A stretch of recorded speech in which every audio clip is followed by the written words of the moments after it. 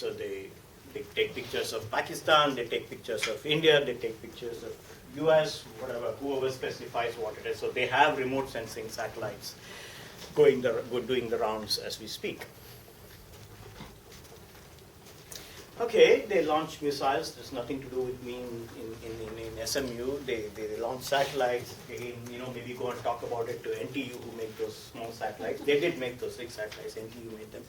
So, hey, you're in SMU. Why are you telling us about satellites? Like, you don't care about satellites. So, is there any business opportunity? This is a country which is, all the news headlines say they are poor people, right? So that's the future of the Indian consumer. It's a market of 1 billion people who have now been exposed to opportunities to consume and enjoy things that the rest of the world has been enjoying.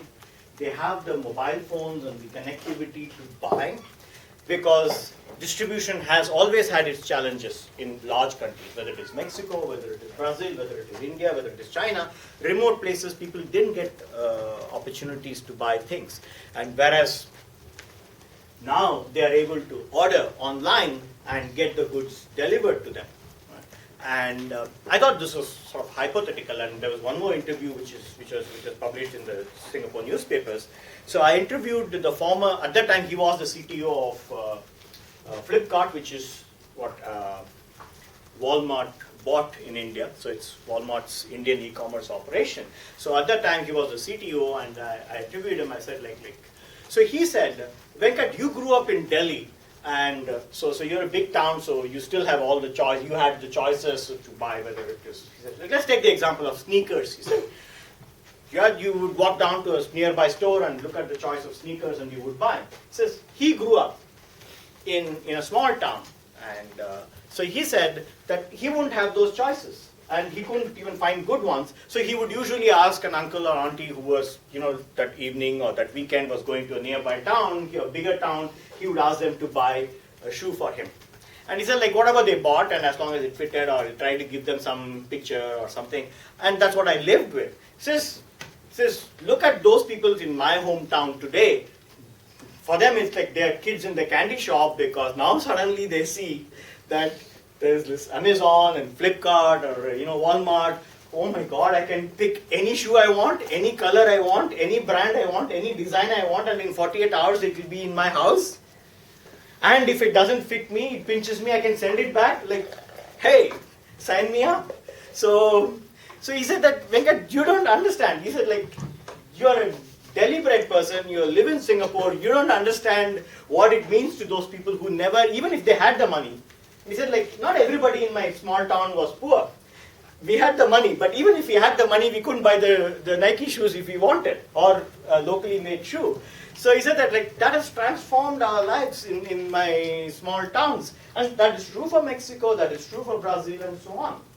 So they have this, what Rama Bijapurkar, and this is a well-known person who analyzes and looks at the consumer trends in India. So she talks about it and says that they have seen their income growing, they see the choices for them which never existed before, and they are pretty optimistic. And this is the set of people that is making up the India now.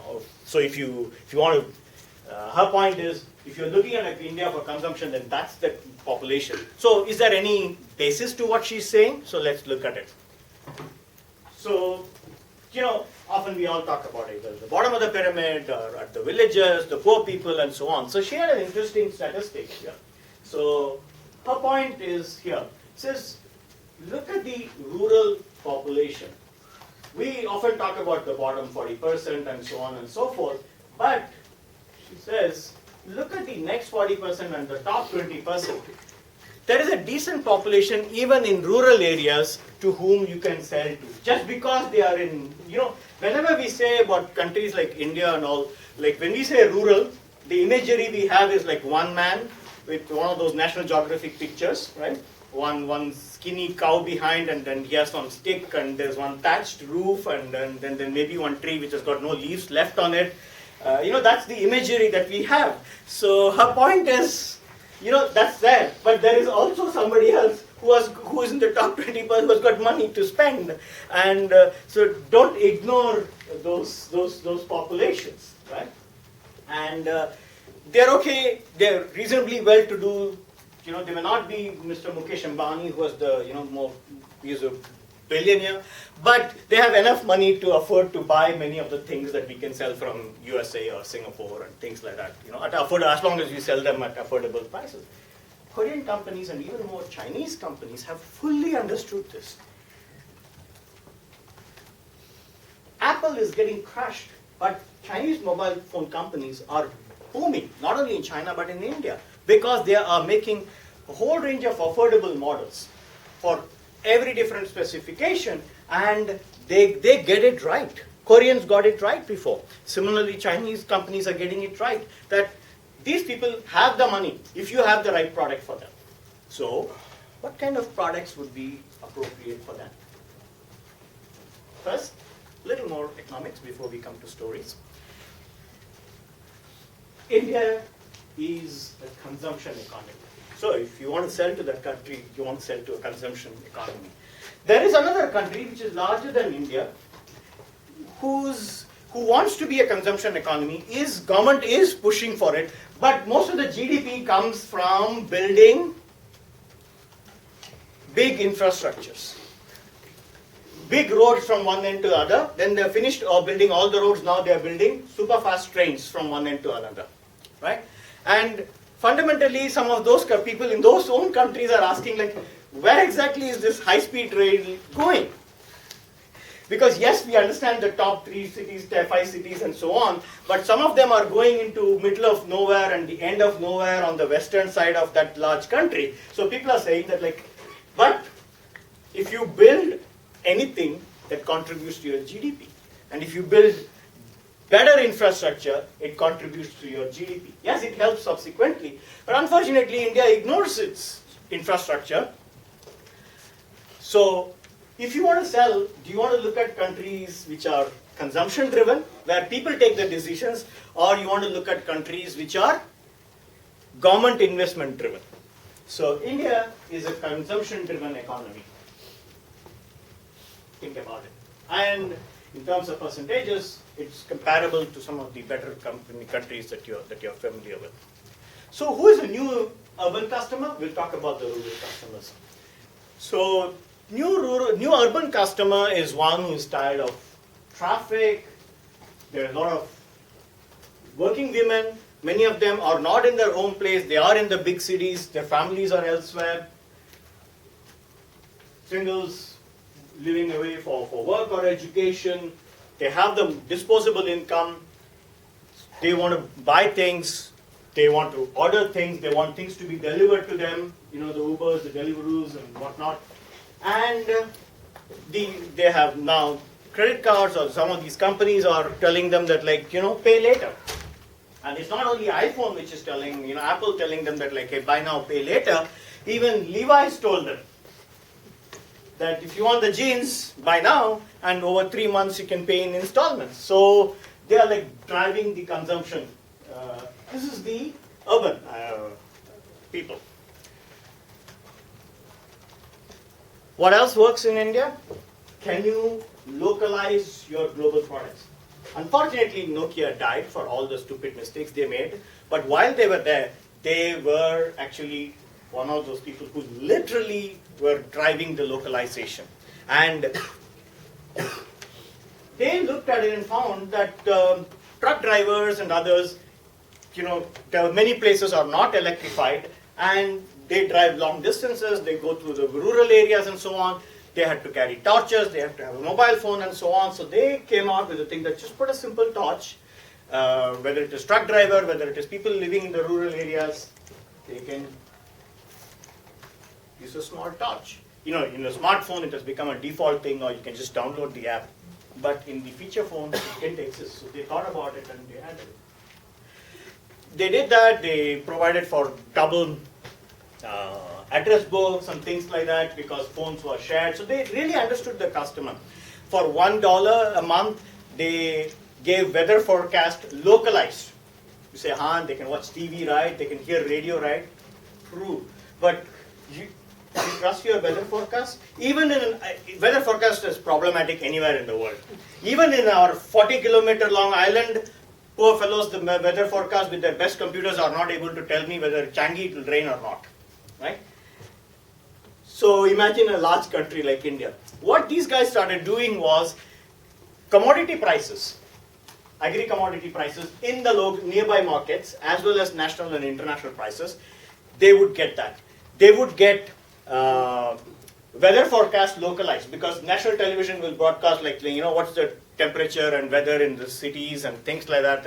But the farmer really doesn't care about that. So they would get all the prices and information that were relevant for them for $1 a month. And now I think if your exchange rate has changed, so today probably it's close to 50 cents, Singapore cents at that time. So they were delivering them all those information as a package, and they could. So once you have the information as what is the price of the produce in the wholesale market, you can negotiate much better with the middleman. So they did a lot of innovation on the products, and it was not only for India. Once they did it, then they realized that these touch-based phones were in demand in Africa, in rest of ASEAN and other Latin America and other countries. So innovation that they could do in India could be taken to other places. So can you localize your product? Of course, some of the fast food companies have no choice but to localize, but sometimes they localize to the extreme. Right? So McDonald's obviously had to have no beef, no pork menu. They also had to have vegetarian menu. Many of those menus and the ingredients that they developed for India are now, because there's a lot of vegan demand, so many of that is getting an international opportunity.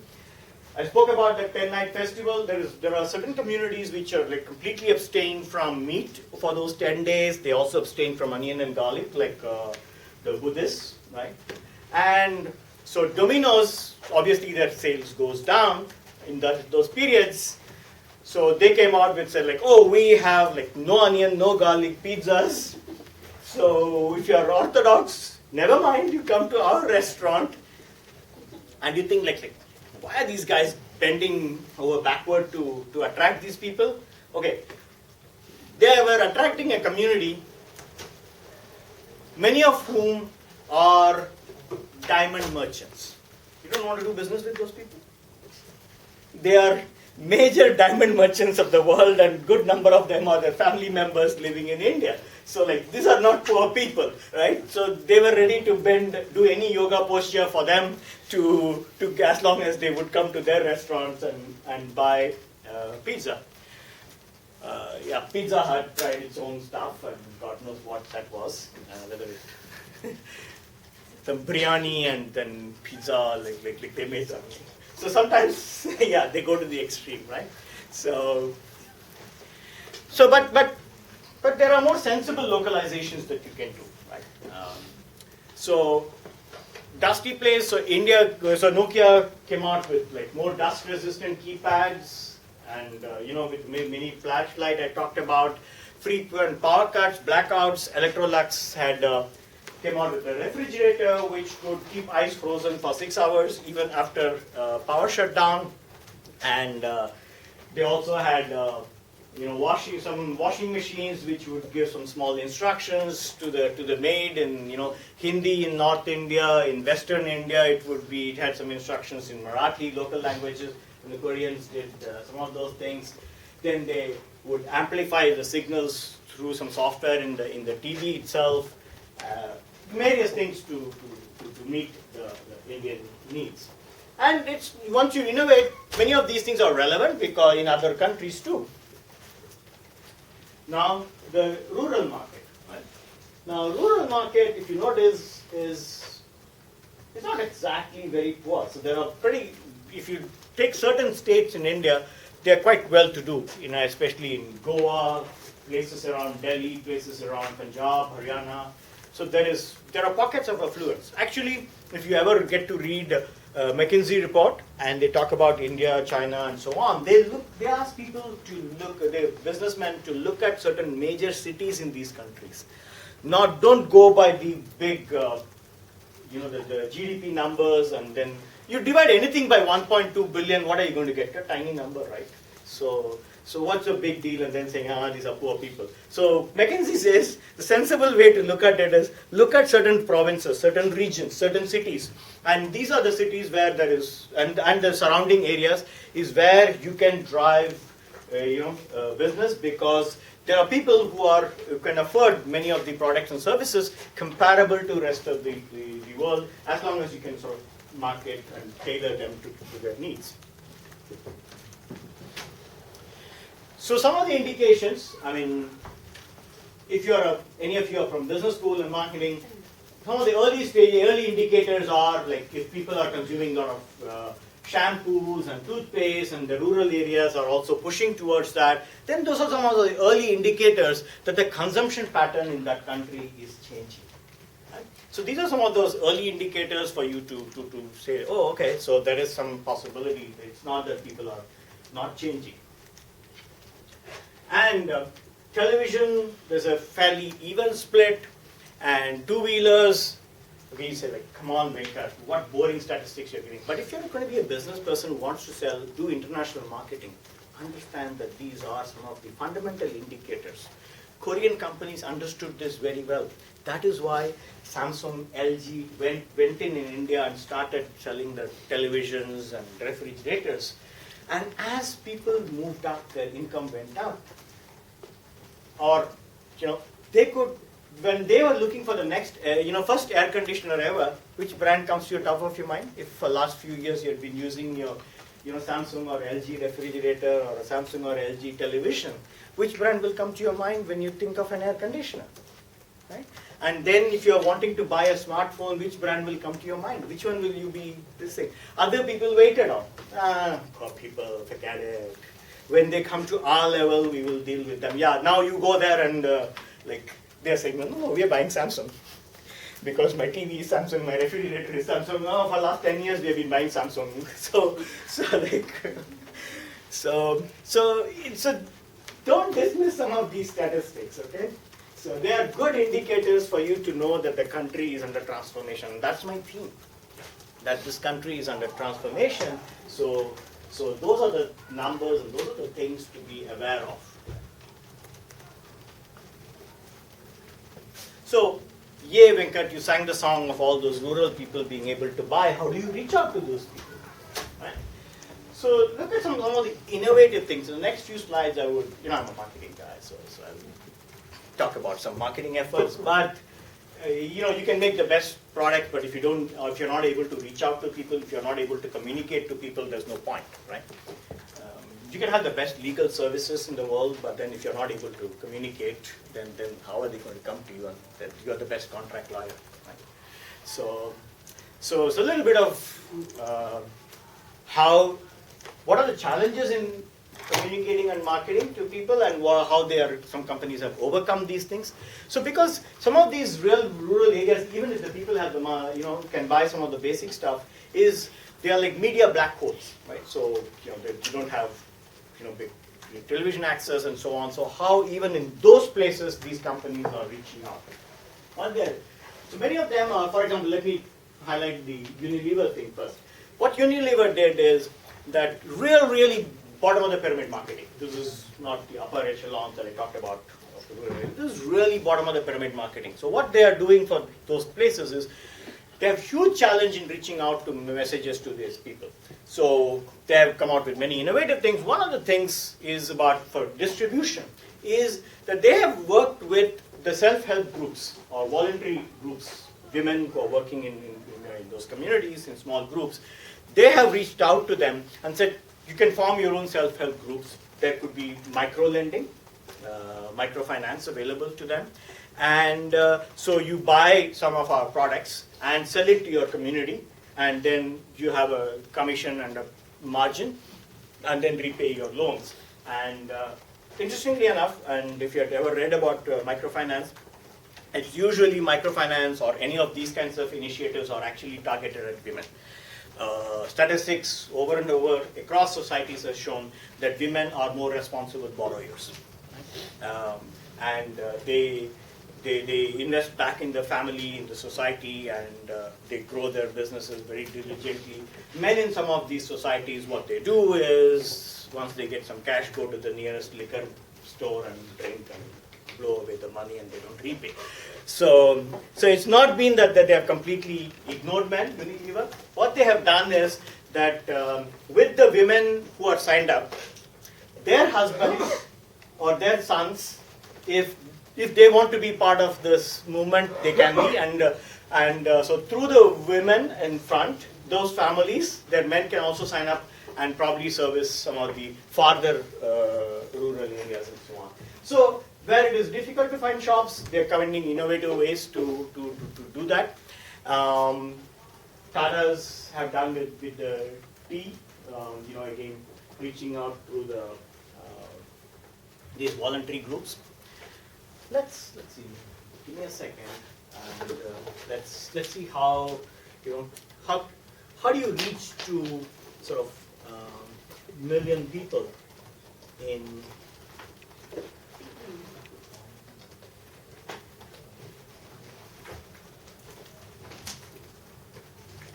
If there are like 100 million people are congregating, and which is just now happened.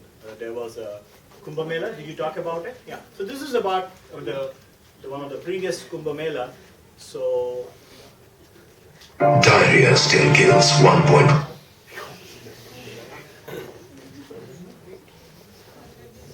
Yeah.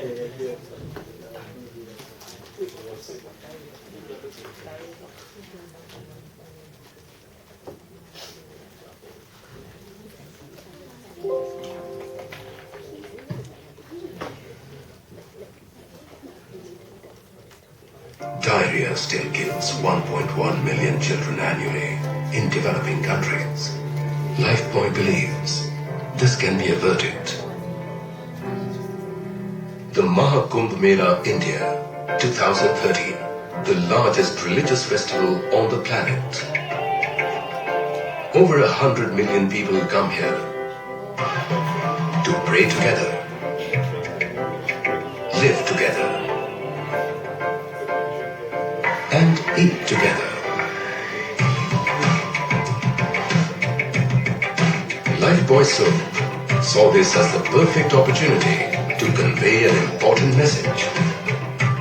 Always wash your hands with soap before you eat. Our medium? The roti, or Indian bread. Served with almost every Indian meal. And the only way to eat it is with your hands. We created a heat stamp capable of leaving a simple message on a roti. Did you wash your hands with LifeBoy? And over 30 days, a team of 100 people stood in 100 kitchens, stamping over 2.5 million fresh rotis, helping us to reach out to over 5 million visitors at the Kumbh Mela.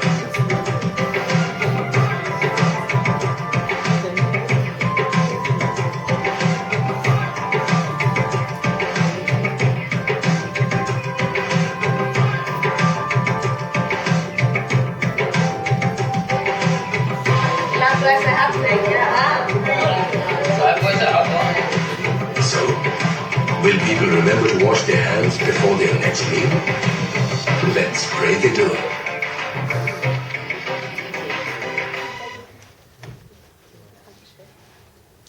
So, challenging things, they come out with creative solutions.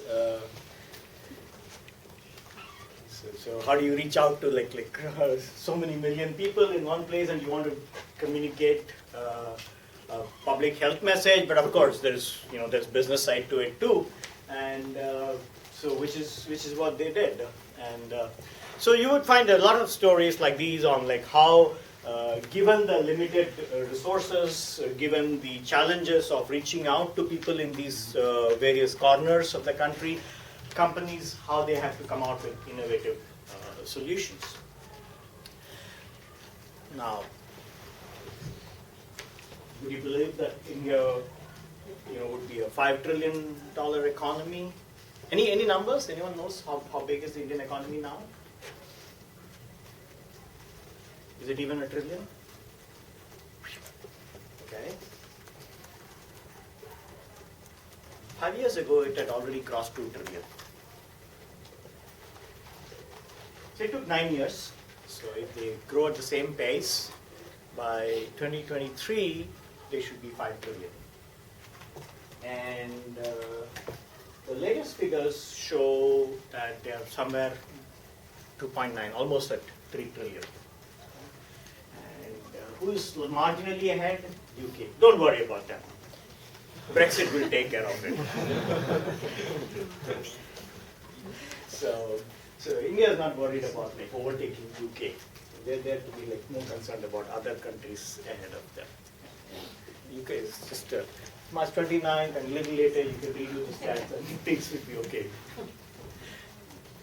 So what is the projection forward, right? So based on PPP, purchasing power parity,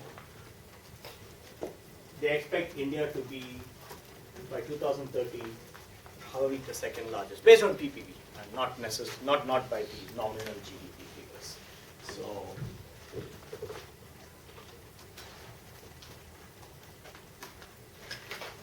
So there is still a lot of upward potential for the country.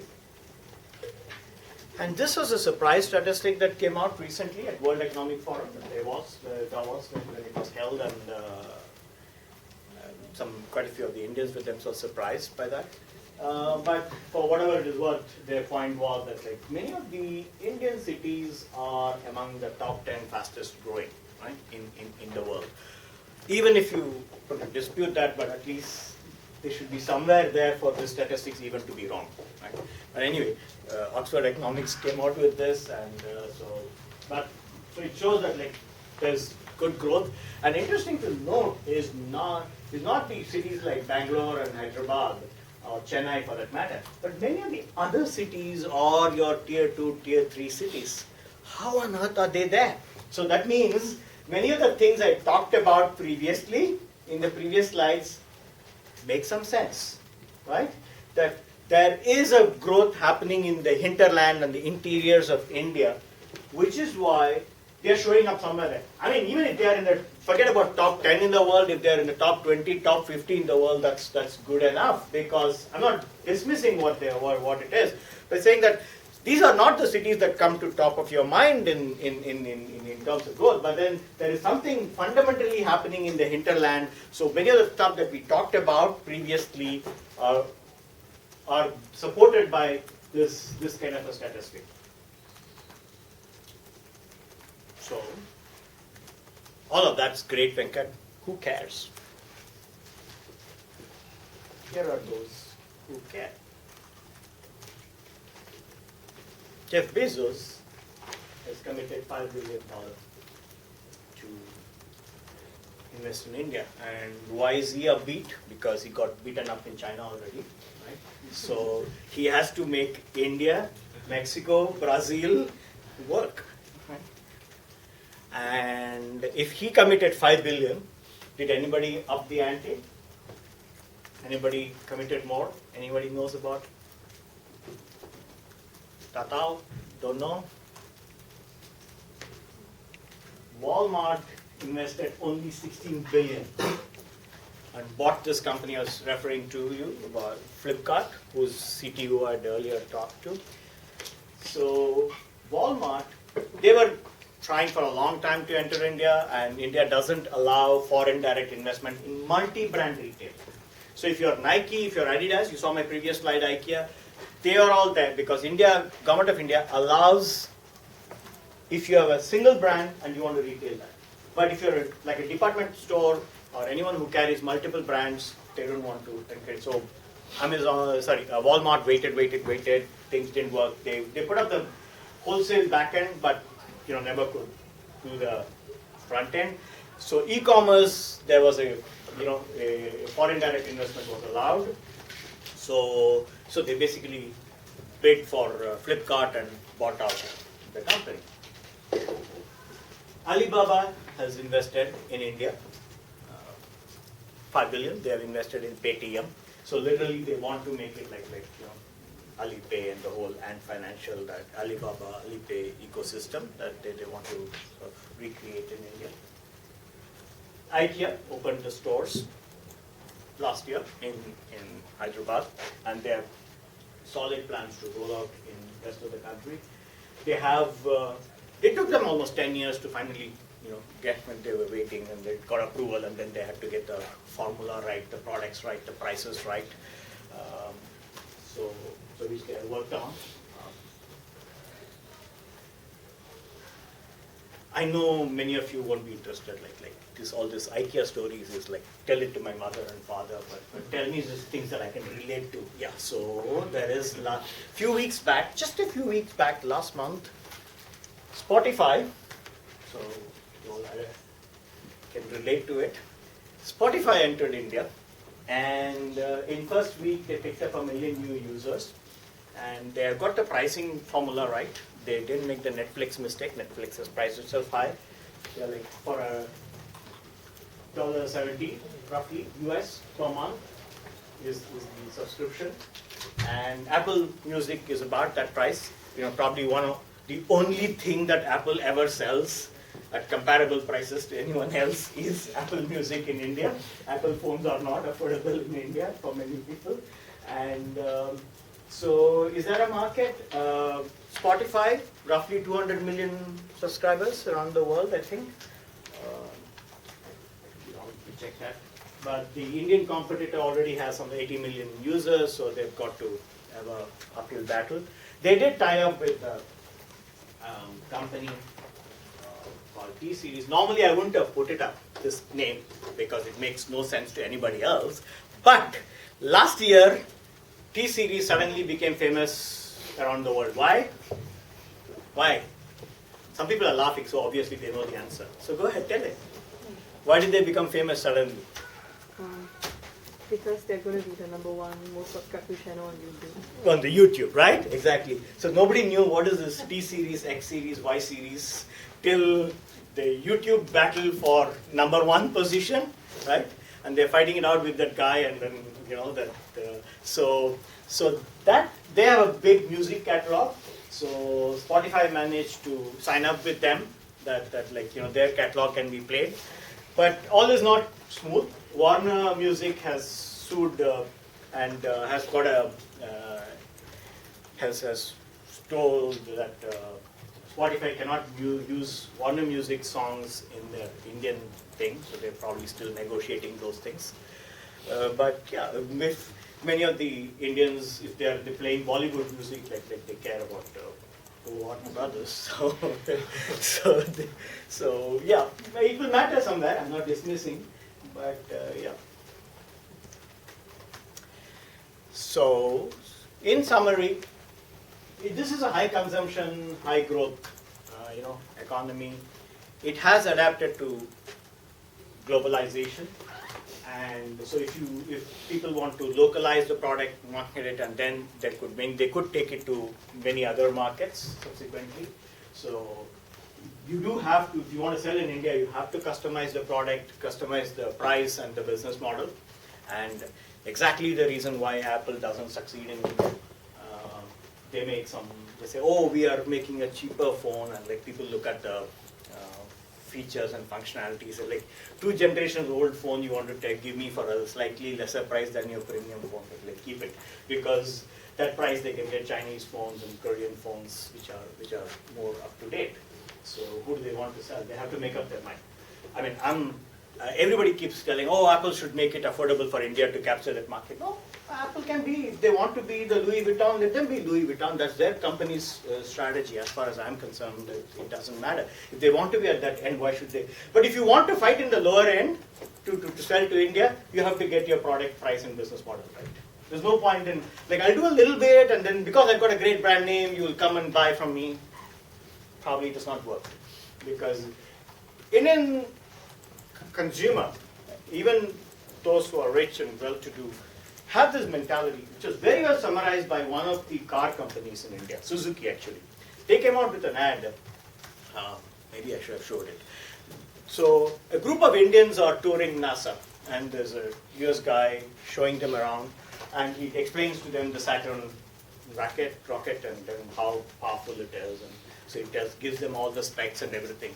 So these guys, after he finishes, the Indian in the crowd asks this question: what's the mileage does it give?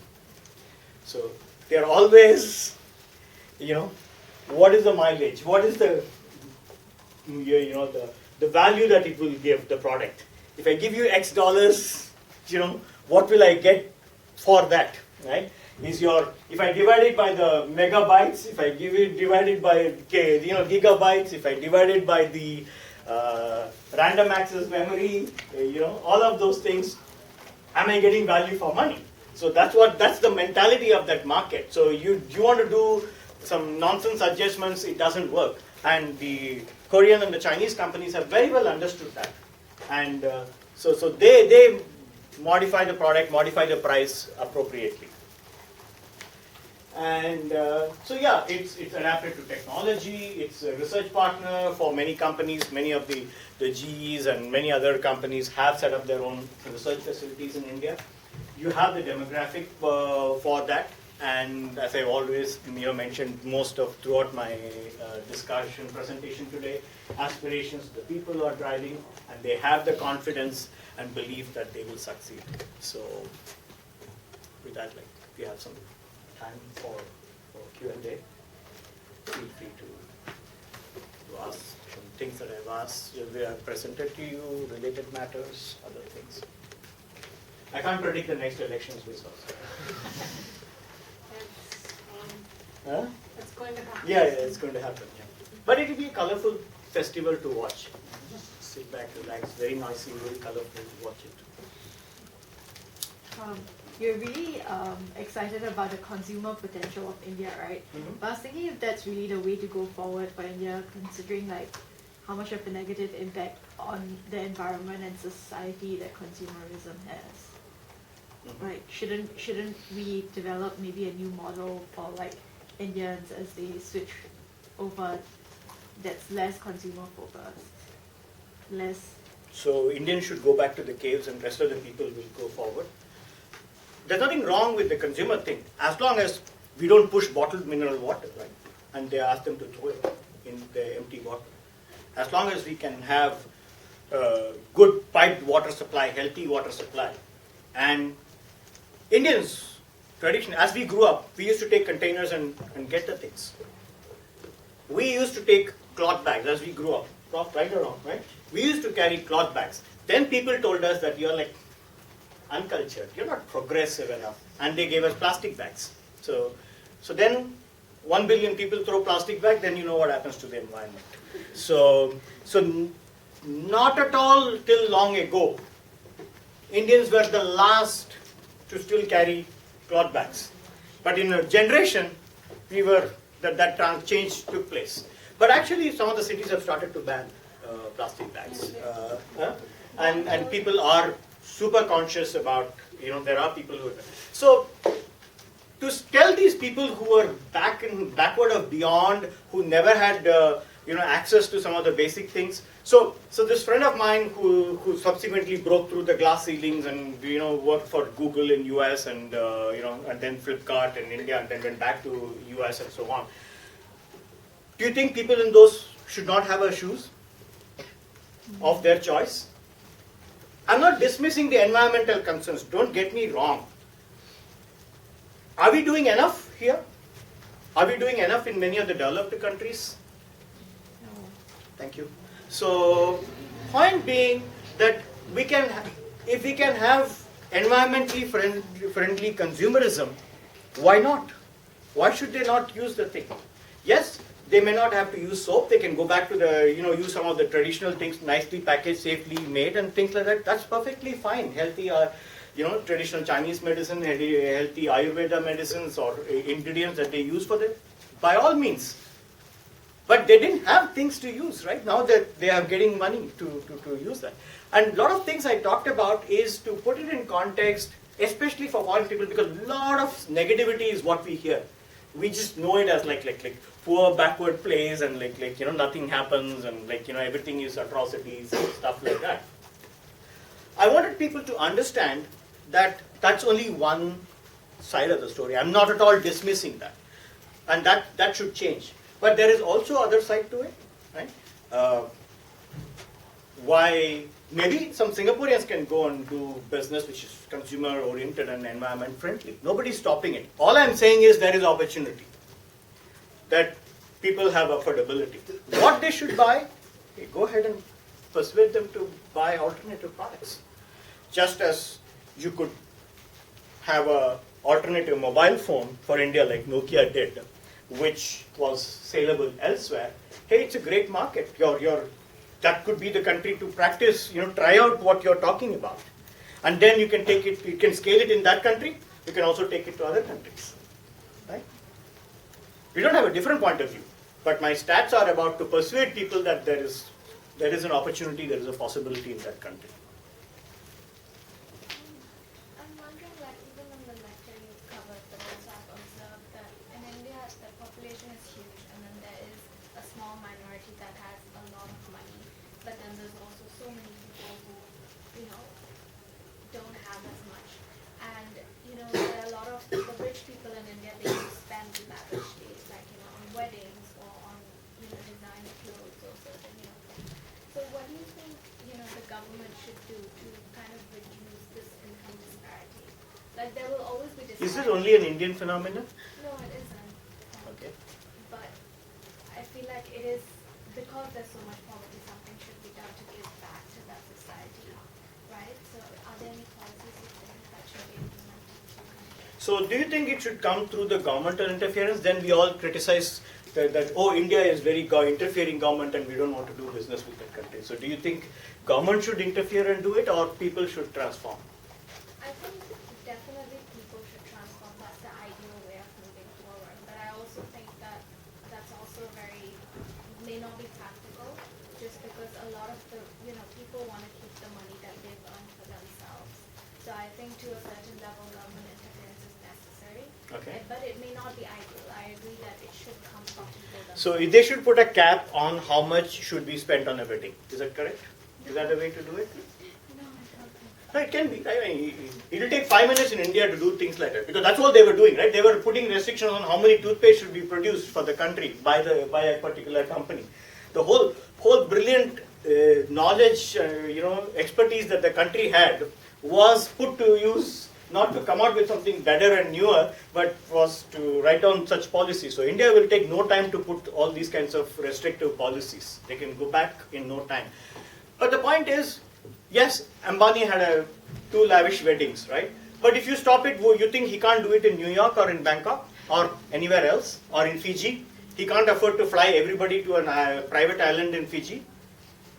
Hillary Clinton to everybody, can he fly or he cannot fly? So, yeah, but that awareness should be brought into him. I mean, what way can government restrict lavish weddings? I don't know. Because anything government has tried to restrict in India, people always have a backdoor thing to it, right? Elections are coming. India has a cap on how much each candidate can spend. It's a total joke. It's a nonsense. The black money generation starts because of that. Because there is a cap, and which is untenable, so they actually have to spend much more, and because of that they take unaccounted money, and once that it starts, it gets into the cycle, right? So good point, good intentions, but I don't know whether it should be the government or it should be a societal transformation. Maybe there are some nuanced things which government can put in, but many of the government restrictions haven't worked. What will you have? You will have one inspector of marriages who will come and inspect, you've got 96 course meal, or you've got a 10 course meal, and then that is above the spending limit, right? And then you give him something, and then you don't give something, then your 10 course meal is punishable offense. But if you give him enough, the 96 course meal is he closes his eyes. He says, no, I only saw six courses there. So I don't know. I don't have an answer to that, I admit. But happy to hear from you. Yes? Just like to ask, because earlier on you were saying that the telcos are offering such like low rates for their data. So I'm just wondering like how are these companies like sustaining the cost, because the actual cost of the infra would be the same. And are they receiving any form of like subsidies? And in your opinion, would this, seems that the government is encouraging like connectivity, is this a good thing for Asia? Okay, government did, okay, even before the data part, even the voice connection, government did encourage a lot. So, which is a good thing, because previously India, they criticized telephone, saying that this is a luxury we need not afford. Okay, so there was a lot of criticism when even the landline was being expanded. People said poor people need this, schools need blackboards, and we don't need this thing, telephones. But actually, when telephone connectivity, whether it was landline or subsequently mobile, took off, even before the data, the businesses across the country took off actually. All those nonsense being spread on WhatsApp is another thing. But reality is, somebody in the border of China and somebody on the corner of South India can actually communicate and, offer goods and services to each other, and send the goods and track the goods and so on and so forth. So if they want some stuff from the northeast, they can get it, and they can offer goods from the south and corners of the country. So business has actually taken off when people are able to talk for a lower cost. So lower infrastructure cost, lower telephony cost is a good thing, right? But what else has happened? How much of it, whether there's corruption or somebody is being supported or like somebody is like pumping in money and is not viable, that's a separate story. I don't have the data on. So BBC did ask, so some of those slides are from BBC. I've given you the links there. It just came in like hardly 2 days back. So you can actually Google BBC, is India the cheapest, and so on. Many others have talked about it. So they have, but they asked, and the Reliance says that like they are sustainable and they are making $2 average revenue per user. They have said that they're using a different infrastructure, which everybody ignored it, which is using voice over IP for normal calls as well as for this, and they've got 4G, and others have the legacy systems and things like that. They don't have those problems. God knows, I don't know. In all of these things, truth will be somewhere. You can't find out unless some big scandal, takes place, and then you get the truth coming out of investigations. Yes. Like the trajectory of India's economic growth is quite similar to China in that both are spurred on by their massive populations, but yet their political ideologies are vastly different. So, do you think the democratic system in India puts it at an advantage or disadvantage comparing it to China? Okay. The noisy pluralistic democracy puts it as a disadvantage because you would have so many voices on any given point of view, right? So that sort of welcome debates, unwelcome debates, stopping something, or even somebody who has got more muscle power pushes things through despite voice of protest. All of these things happen in India, right? So in China or some of the other countries, you want to build a national highway or a part of a national highway. If it is decided, then it will be built. Full stop. There's not 20 other things. There is also, apart from democracy, there is also a fundamental approach difference. In India, I guess somewhat similar to USA, the right of an individual supersedes. So somebody if you have a planned a highway and they have some property there in between in that route that you have passed, they can go to the court and say that like this is my ancestral land, and they can fight over it for a good period of time, that like I can't be displaced, I have the right to be here. If you want, you make the highway go around my house. Whereas in many other countries, I don't have to name them, where the right of the goodness for the benefits for the society overrides the right of the individual, and if it is for the common good, as determined by the government of that country, a compensation as considered appropriate by the government of the country will be given, and bulldozers will come and knock down the house and the highway will be built. And we as a tourist visiting those countries will be happy with that we can fly past the villages on the highway, but we don't know the human suffering that happened. So I don't have an answer on which is right, but these are things that hold India back. When they wanted to build, Tata Motors wanted to build a factory in India, in eastern state of Bengal, there was a huge protest saying that no, we won't give this land, and the government has decided to give us this land, but we won't, and they protested. There's a very violent protest, and they could stop that from happening completely. Despite Tatas being Tatas and being not like many other companies. So then finally on the western end of the country, the state of Gujarat came forward and said that we would offer you land, and they claimed the land, or they had some claimed land, plus they claimed more land fast and furiously, and then they gave it to them. So they did a China-like thing, and that worked.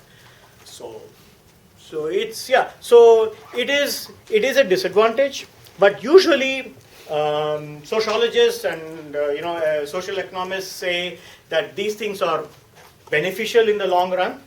So I just want to know how much in the long run that this is beneficial. How long is the long run, right? Because you do see that the development that China makes is tangible. You can touch it, feel it, you can see it. And the intentions announced in India but nothing happening is also tangible, because things haven't changed between your previous visits. Right? So yes, things have started happening. I'm not denying that, but it's a problem because it's not like somebody decides and then everything happens. There's a lot of toing and froing, there's a lot of pressures from different societies. Yeah. You were saying that from what you said, it's unlikely that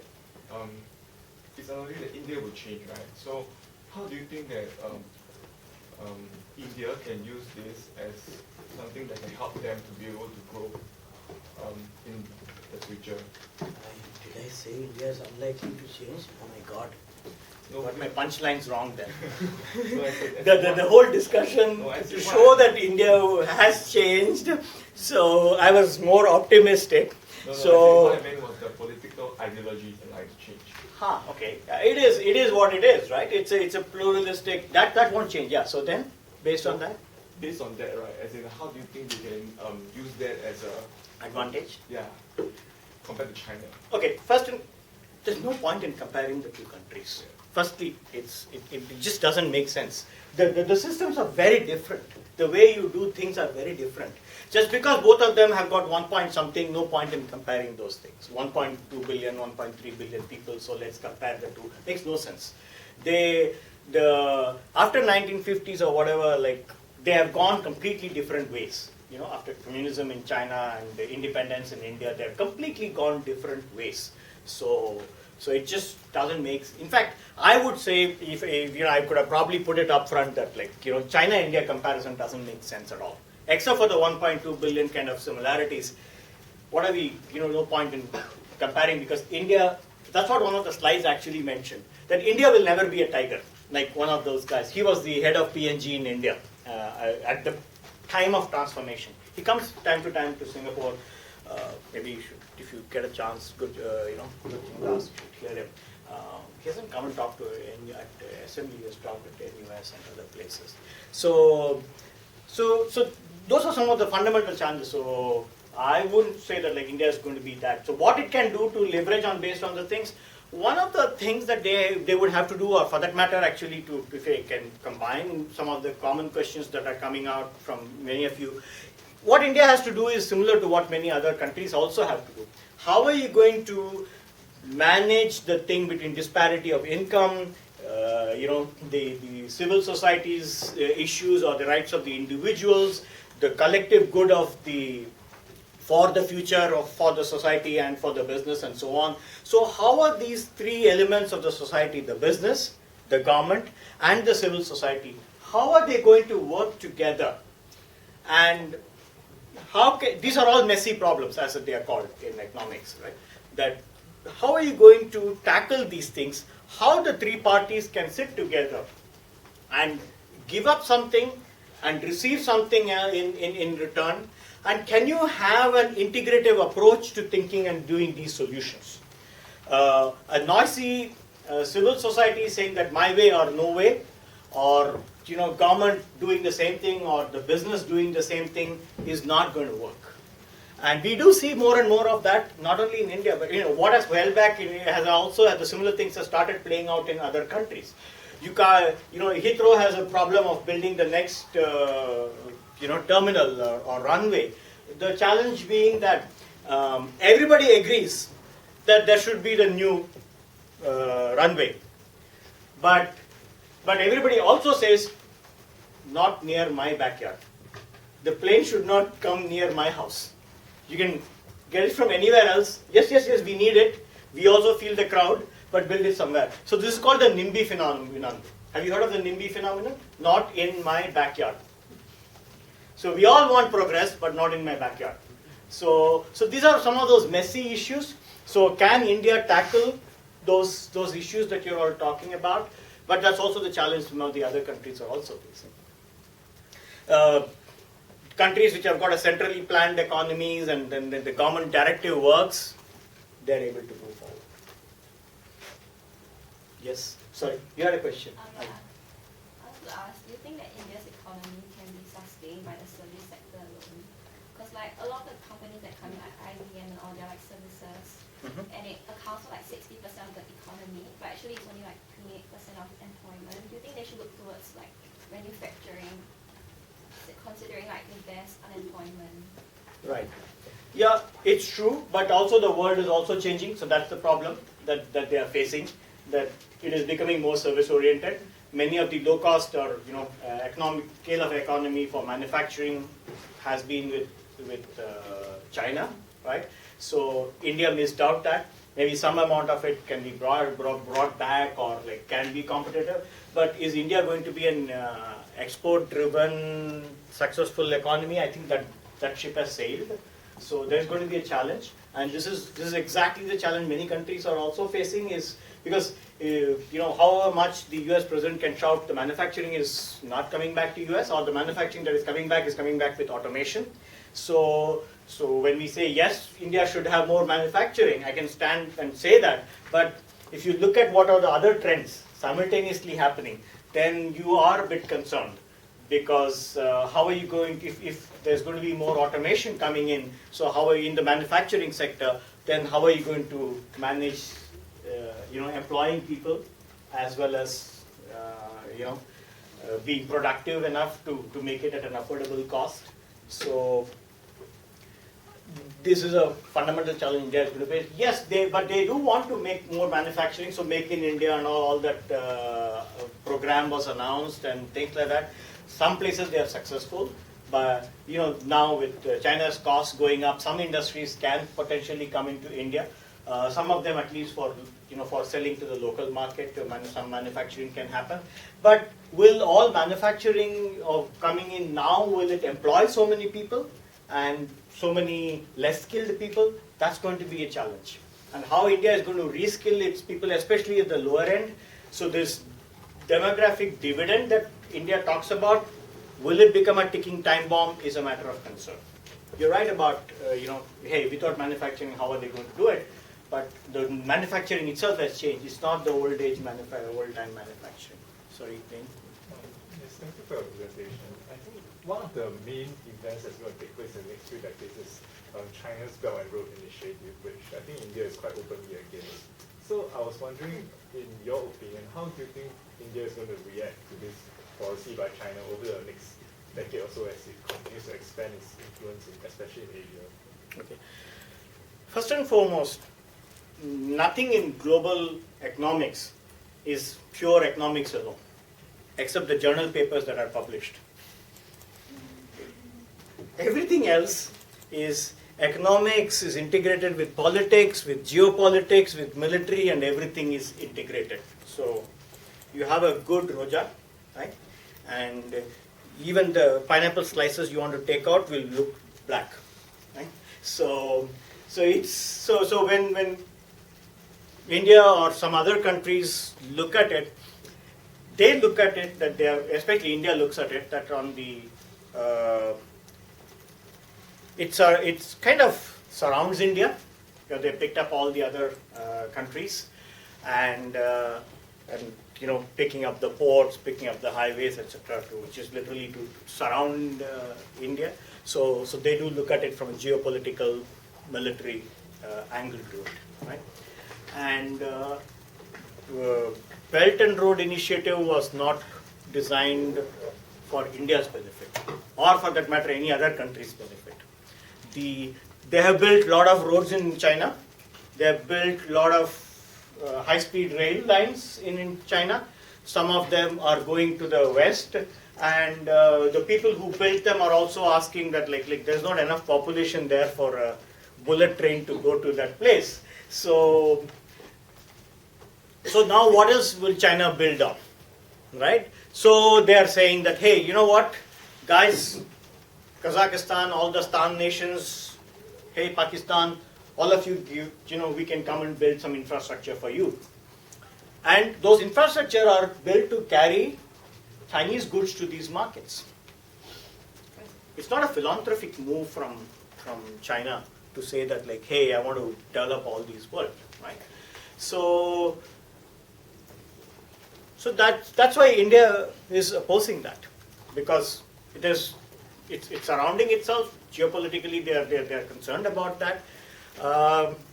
So that's where India's stand comes from. Does it surprise you that India? I was wondering, in your view, how India is going to react to I mean, they've already reacted. They are not very pro that, which I thought you also highlighted. India has not reacted very favorably to it. But what would they do? I mean, they don't have the economy to pump in, you know, more millions into somebody else's infrastructure. They do some, but they don't have that to go and compete and on that scale. They don't have it. They have to build their road and rail network first. Yeah, was there another question which I missed on this side?